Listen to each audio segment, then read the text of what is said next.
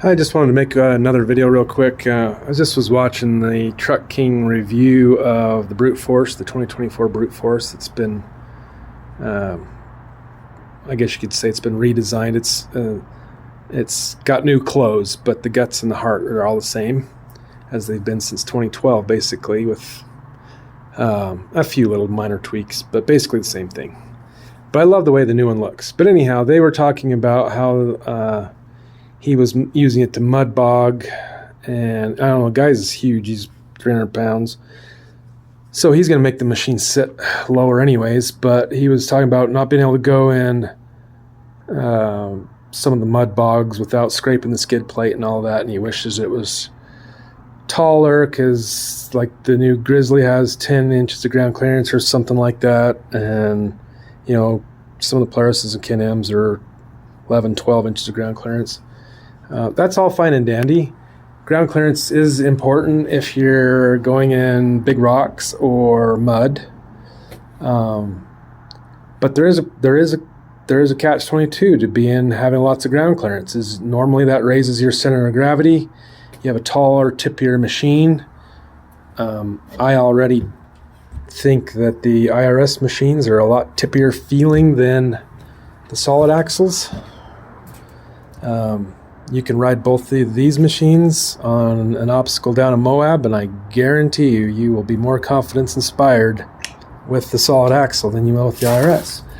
But IRS is nice. Everybody's got to have it nowadays, and it's definitely smoother riding over the bumps. But problem is it raises the seat, it raises the center of gravity, and so when you start, adding huge ground clearance to the system, it's going to be even taller, even tippier, even higher center of gravity. And so it's kind of a catch-22. These machines come with 25-inch tires. I don't think I'd ever go bigger than 26. I only trail ride. I don't mud bog. I trail ride. But I do go over obstacles, and Moab's one of my favorite places to ride, and we have a mountain range here in Utah called the Uintas, and it's basically just riding on rock all day long. You don't hardly even touch any soil. It's just rock. And so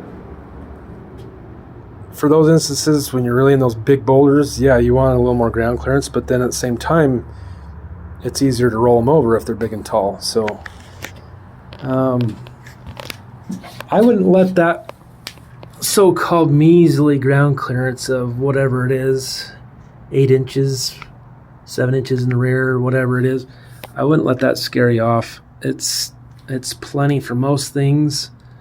And if you do want to go with more ground clearance, obviously all you can do, what you can do on this machine is just to put bigger tires on it, and it has the engine to push bigger tires, so that's definitely an option. And you can go up 29s, I think, or some guys are even running bigger than that. But